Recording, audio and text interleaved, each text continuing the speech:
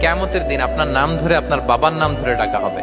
যখন আপনাকে ডাকবে ফেরেশতারা, আপনার নাম এবং আপনার বাবার নাম ধরে ডাকা হবে।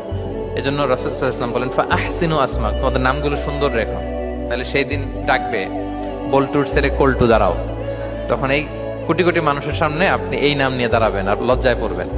আর যদি বলে আব্দুর রহমানের ছেলে আব্দুল্লাহ, আসো, কত সুন্দর। নামগুলো ভালো আলেম দিয়ে ক্রস চেক করে কনসালটেশন করে এরপরে রাখবেন।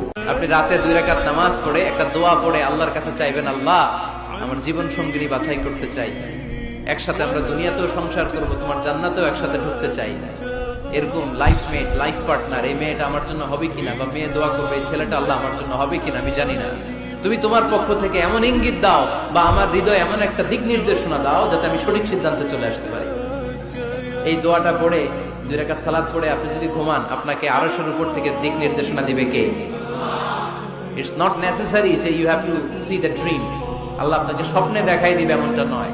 হয়তো এমন হতে পারে একটা ইঙ্গিত আপনি পাবেন, অথবা ঘুম থেকে ওঠার পরে এই ফ্যামিলির প্রতি আপনার একটা আলাদা আকর্ষণ জাগবে, তখনই আপনি বুঝবেন আল্লাহর পক্ষ থেকে এই রহমত নাযিল করেছে কে। ইস্তেখারা করবেন।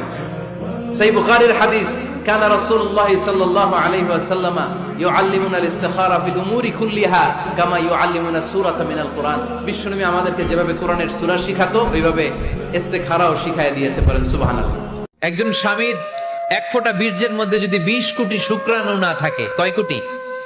আরো জোরে।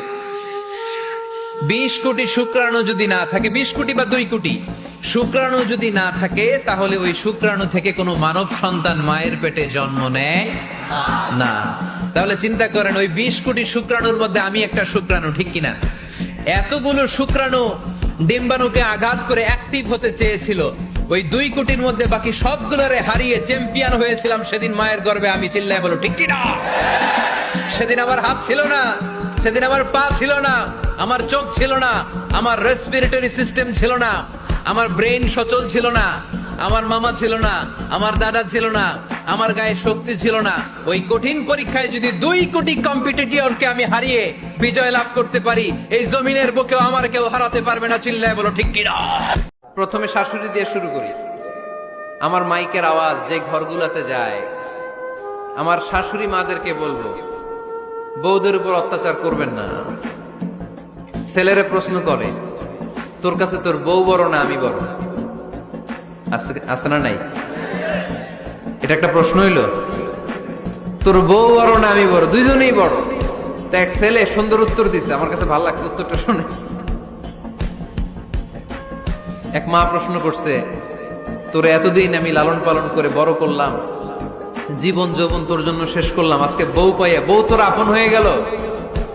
এবার ছেলে উত্তর দিছে, মা আমার মুখ থেকে মা ডাক শোনার জন্য তুমি কি কষ্টটাই না করছো জীবনে। 10 মাস আমারে পেটে ধারণ করলা, খাইতে পারো নাই, বমি করছো, খালি ওষুধ খাইছো, তোমার পেট কেটে আমারে বের করা হয়েছে, 2 বছর আমারে দুধ খাওয়াইছো, পেশাব পায়খানা পরিষ্কার করেছো। বয়স যখন 3-4 তখন তোমার আমি মা ডাকছি, এই মা ডাকটা শোনার জন্য তুমি এত কষ্ট করছো। আর আরেকবারের মাইয়া এই ঘরে আইসাই তোমার মা ডাকা শুরু করছে। যেই মেয়েটা তোমারে মা ডাকে সে আমার আপন হবে না কেন মা? আমি আমার মা বোনদেরকে বলবো, আপনারা নিজেদেরকে গুছিয়ে সাজিয়ে স্বামীর সামনে উপস্থাপন করেন। অনেক বোনেরা আছে বাইরে যাওয়ার সময় পার্লারিং করে মেকআপ করে সুন্দর জামা কাপড় পরে বাইরে যায়, আর স্বামীর সামনে আসলে বুয়ার মতো থাকে। আছে না নাই? স্বামীর সামনে পচা জামা, ছিঁড়া জামা, চুলের মধ্যে নাই সুগন্ধি, নিজেকে গুছিয়ে রাখে না, সামলে রাখে না, কাজের বুয়ার মতো নিজেকে উপস্থাপন করে স্বামীর সামনে। আর বাইরে গেলে মেকআপ করে পার্লারিং করে যায়। হওয়া দরকার ছিল উল্টা, বাইরে আপনি সাদা সিধা ভাবে যাবেন, বোরকা দিয়ে নিজেকে ঢেকে যাবেন। বাইরে যাওয়ার সময় কোনো নারী পারফিউম ইউজ করে যেতে পারবে না। নারীরা যত পারফিউম ইউজ করতে মনে চায় আপনার বেডরুমে, আপনার স্বামীর সামনে, ঠিক কিনা?